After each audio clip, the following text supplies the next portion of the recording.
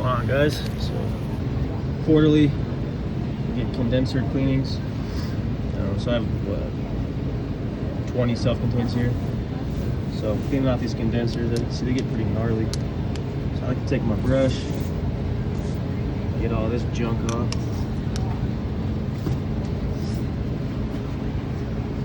This might be loud, and then I take my CO2.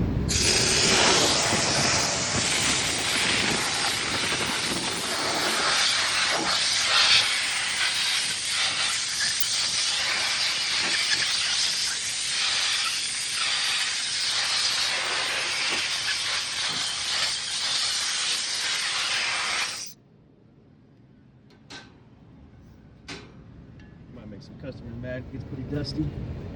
Now, this, condenser's nice and clean. If they're really bad, I'll do Viper coil cleaner on it. But now she should be running good. So I just did that one. This is my very last one in the store.